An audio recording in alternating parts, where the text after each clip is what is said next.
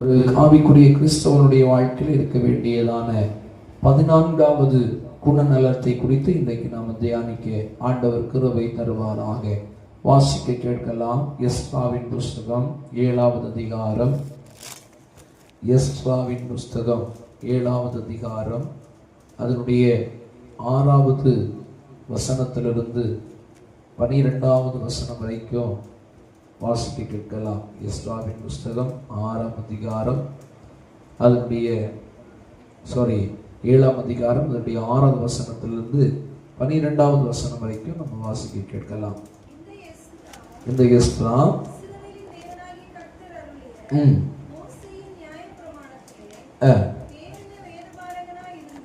தேறின வேதபாரகனா இருந்தான்.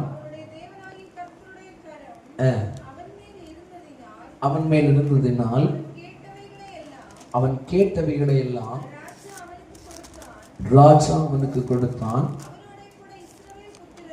அவனோடு கூட இஸ்ரவேல் புத்திரரிலும் ஆசாரியரிலும் பாடகரிலும்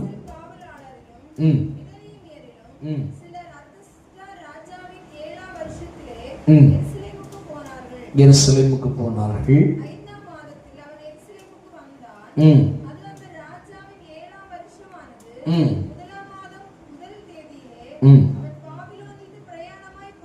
சரி, போதும். நீங்க இந்த வசனத்தை 12வது வசனத்தை வரைக்கும் நீங்க வீட்டுல போய் நீங்க வாசித்துக் கொள்ளுங்கள். இந்த எஸ்ராவை குறித்து பெரிய அளவு நமக்கு தெரியாது. பைபிள்ல எஸ்ராவை குறித்து என்ன சொல்லப்பட்டிருக்கிறால், அவன் சிறந்த வேத ஆராய்ச்சியாளனாய் இருந்தானா. எப்படி? வேத பண்டிதனாக காணப்பட்டான். அதாவது வேத வசனத்தை ஜனங்களுக்கு தெளிவாக பகுத்து சொல்லிக் கொடுக்கிற ஒரு தேவ மனிதனாக, ஒரு வேத பாரகனாக இந்த எஸ்ரா இருந்தார் என்று சொல்லி பைபிள் நமக்கு சொல்லுகிறது. இன்னைக்கு ஏன் நம்ம பைபிள் வாசிக்கணும், ஏன் அப்படின்னு சொல்லி நம்ம யோசிக்கணும். பைபிளில் நான் அடிக்கடி உங்களுக்கு சொல்லியிருக்கிறேன், இந்த பைபிளில் உள்ள அட்டவணைகள் எல்லாம் போட்டு எல்லா பிள்ளைகளும் கொடுத்துருக்குறேன். ஒரு வாரம் தான் செக் பண்ணேன், இந்த வாரம்லாம் செக் பண்ண மறந்துட்டேன். ஆமாம், நான் அடுத்த வாரத்தில் செக் பண்ணுவேன். ஒரு கிளாஸுக்கு 2 அதிகாரம் 5 அதிகாரம், ஒரு வாரத்தில் 25 அதிகாரம் வரைக்கும் படிக்கணும் டீச்சர்ஸ் சொல்லியிருக்கிறாங்க. உங்களை எதுக்கு படிக்க சொல்கிறேன் அப்படின்னா, நீங்கள் வேத அறிவுள்ளவர்களாக காணப்பட வேண்டும். ஒரு ஆளு ஒரு சந்தேகத்தை உங்கள்கிட்ட கேட்டான்னா நீங்க உடனடியா பதில் சொல்லணும். பாருங்க, நான் என்னுடைய நண்பர்கள்ட்ட கேட்டேன், உங்கள் தெய்வத்தை பற்றி அறிய வேண்டும் சொல்லித்தாருங்க. அப்ப அவன் சொன்னது என்ன தெரியுமா? எங்களுக்கு நிறைய உண்டு, நீ யாதை கேட்க, எதை நான் உனக்கு சொல்லி தருவேன்னு கேட்டான். அல்லேலூயா.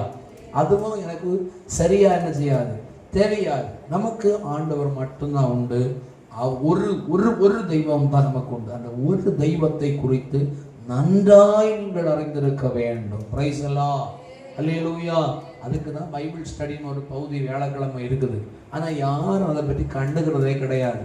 ஆமாம், இன்னைக்கு நான் பண்ண பிரசங்கம் எல்லாம் என்னைக்கு செய்யணும்னு சொன்னால், இதெல்லாம் பைபிள் ஸ்டடியில் உங்களுக்கு தனித்தனியாக நான் சொல்லி கொடுக்க வேண்டிய பகுதி. ஆனால் யாரும் வரமாட்டீங்களே, அதனால தான் நான் ஞாயிற்றுக்கிழமை இந்த போர்ஷனை உங்களுக்கு எடுக்கக்கூடிய ஒரு நிலைக்கு நான் தள்ளப்பட்டிருக்கிறேன். அருமையான தெய்வ பிள்ளைகளே, நாம வேத வசனத்தை நன்றாய் கற்றுக்கொள்ள வேண்டும். சின்ன பிள்ளைகளுக்கு சொல்லுகிறேன், பெற்றோர்களுக்கு சொல்லுகிறேன், உங்கள் பிள்ளைகளை டெய்லி 2 அதிகாரம் படிக்க வைக்கிறீர்களா?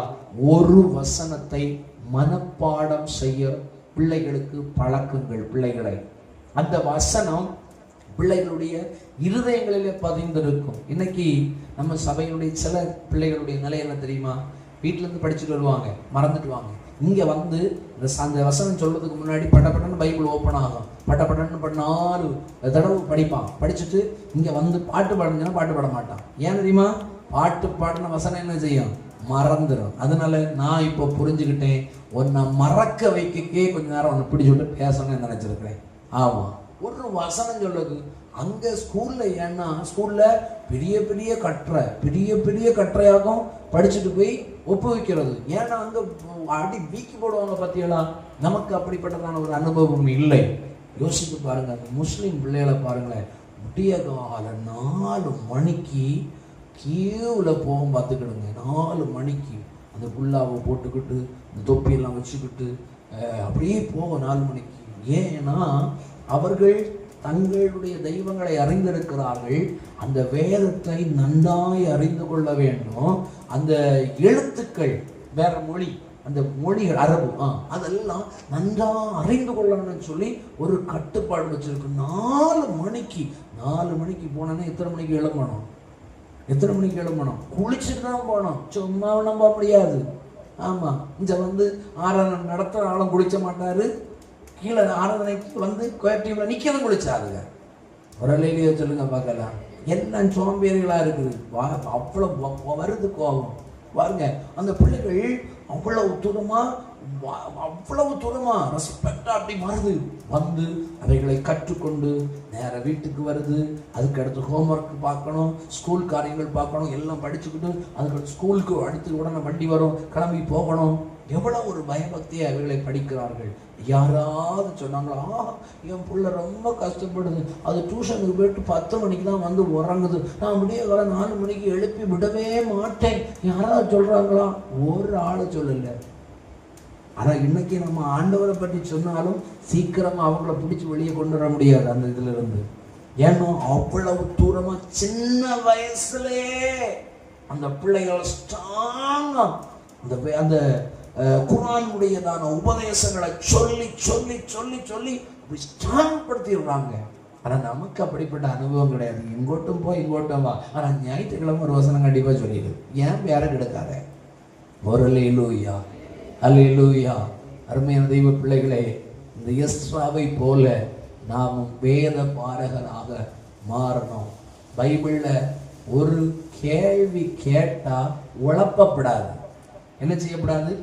உழப்பப்படாது. தெரியலைன்னா தெரியலை மக்களே, நான் அடுத்த வாரம் பைபிளை கொஞ்சம் கூட படிச்சுட்டு என்ன செஞ்சுதாரேன் சொல்லித்தாரேன்னு சொல்லணும். ஒரு சண்டே கிளாஸ் டீச்சர் இதுக்கு முன்னாடி நடந்து நம்ம பழைய சபையில் ஒரு பிள்ளைக்கு பாடம் சொல்லி கொடுத்துருக்கு. இவங்க எப்படி அவசரத்தில் புக்கை ஒரு படிப்பு படிச்சுட்டு அது இதுதானே அப்படின்னு வந்தாங்க.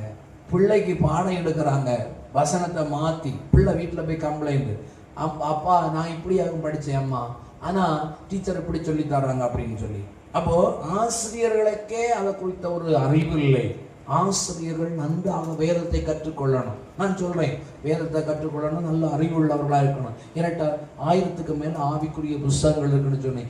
ஒருத்தர் என்னிட்ட கேட்டு பார்க்கட்டு ஒரு நபர் கூட என்னிட்ட கேட்கல. அபிஷேக்குக்கு ஒரு பொறுப்பை கொடுத்து, தம்பி எல்லாருக்கும் வாரத்துக்கு ஒரு புக்கை கொடு அப்படின்னு சொல்லியிருக்கிறேன். ஆனால் அவனுக்கு நினைவுண்டோ என்னமோ தெரியல, ஒரு ஆள் கூட.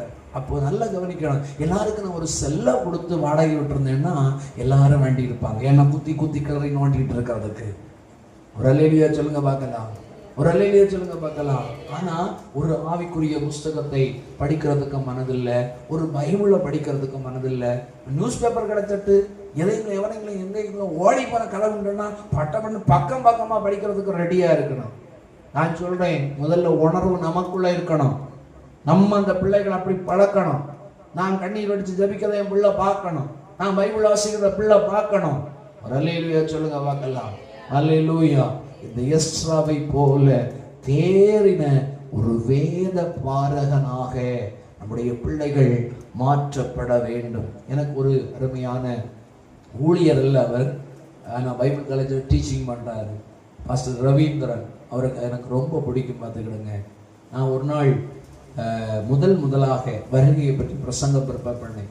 3 நாள் கன்வென்ஷன், 5 பிரசங்கம் பண்ணணும். அப்போது நான் முதல்ல ரட்சிப்பு, மனந்திரும்புதல், ரட்சிப்பு, ஞானஸ்தானம், அபிஷேகம், அதுக்கு அடுத்து வருக, நியாய தீர்ப்பு, அப்படி அந்த கோவையாக பிரசங்கம் பண்ணேன்.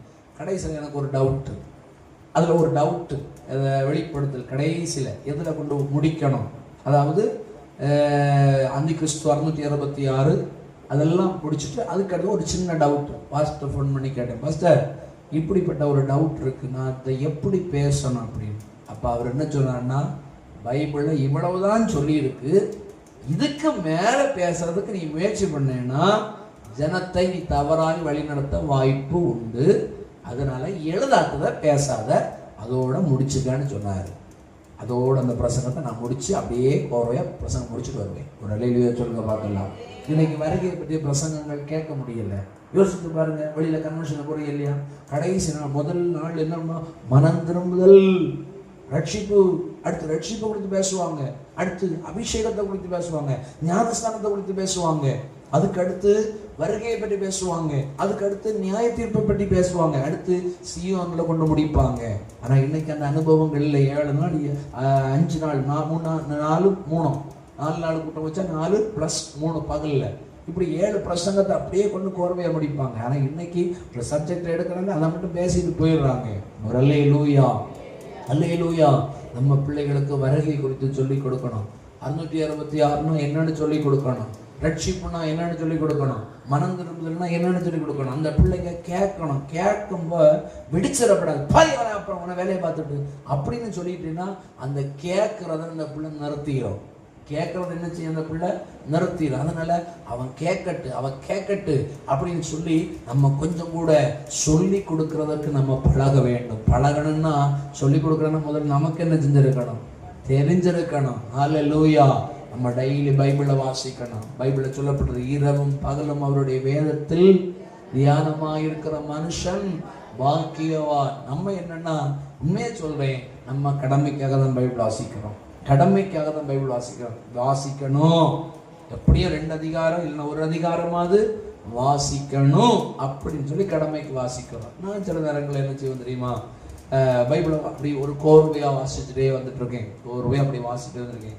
சில நேரங்களில் எனக்கு நேரம் கிடைக்காதுன்னு சொல்லவே கூடாது. ஒரு ஊழியக்காரன் நேரம் கிடைக்காது, அதாவது காலம் வாசிக்கணும். டக்குன்னு போவேன், டக்குன்னு சங்கீதத்தில் ஈஸியாக இருக்கிற ஒரு அதிகாரத்தை டபார்னு வாசிட்டு ஓடிடுவேன். ஆனால் அதுக்கடுத்து நைட்டு வந்து நான் வாசிக்கிற போர்ஷன் தொடங்குவேன். அது என்னன்னா அந்த நேரத்தில் ஏதாவது வாசிச்சுட்டு போகணும். இன்னைக்கு நிறைய பேர் எப்படி இருக்காங்க தெரியுமா, வாசிக்கணும். இப்போ இதில் கை தூக்குங்கன்னு சொன்னால் எத்தனை பேர் கை தூக்குவீங்க? ஒரு அல்லேலூயா. இப்போ நான் குடிக்காரன், நானே என் பிள்ளைய பார்த்து நீ குடிக்காதன்னு சொன்னா அவன் கேட்பானா? நானே படிக்க மாட்டேன், நானே படிக்காம இருந்துட்டு நீ படிக்கணும் அவன் கேட்பானா? அவன் மனசுலையா நினைப்பான், நீயே படிக்கல, நீ என்னடா சொல்றியா அப்படின்னு. ஒரு அல்லேலூயா. அப்ப நம்ம என்ன செய்யணும்னா, தேர்ன வேத பாரகர்களாக நாம் மாற வேண்டும், வசனம் அறிவுள்ளவர்களாக மாறணும். வேதத்துல சில வசனங்களை அதுக்கு ரிலேட்டடா சொல்லி இருக்கு, வாசிக்க பார்க்கலாம். மத்தேயு 23ஆம் அதிகாரம், மத்தேயு 23ஆம் அதிகாரம் 13 15வது வசனம் வரைக்கும் வாசிக்கலாம். மத்தேயு 23 13 வரைக்கும். மாயக்காரனாகிய வேதபாரகரே, பரிசேயரே, உங்களுக்கு ஐயோ, மனுஷர் பிரவேசியாதபடி பரலோக ராஜ்யத்தை போட்டி போடுகிறீர்கள், நீங்கள் அதில் பிரவேசிக்கிறதில்லை, பிரவேசிக்கிற போகிறவர்களையும் பிரவேசிக்க விடுறதில்லை. மாயக்காரனாகிய வேதபாரகரே, பரிசேயரே, உங்களுக்கு ஐயோ. சரி, இந்த வசனங்களை நீங்க வீட்டில் போய் படிங்க. நான் ஒரு கேள்வி உங்களுக்கு கேட்க விரும்புகிறேன். ஆண்டவரை, அதாவது சிலுவையில அறையிறதற்கு ரொம்ப பிரயாசப்பட்டது யாரு? ஆண்டவரை சிலுவையில அறையிறதற்கு நிறைய குரூப் பிரயாசப்பட்டுச்சு. ஆனா அதுல முக்கியம் வாய்ந்த ஒரு குரூப் இருக்கு. எந்த குரூப் தெரியுமா? வேதபாரகர். இவங்களுக்கு நல்ல வேத வசனம் தெரியும். வேதத்துல என்ன டவுட் கேட்டாலும், எத்தனை மணிக்கு கேட்டாலும் சொல்லுவான். ஆனா ரட்சகர் இந்த உலகத்துல வந்திருக்கிறார், மேசியா வந்திருக்கிறார். அவரை மேசியா என்று சொல்லி ஏற்றுக்கொள்ளக்கூடியதான மனப்பக்குவம் இல்லாம ஜனங்களை அவர்களுக்கு விரோதமாக தூண்டி விடுகிறார்.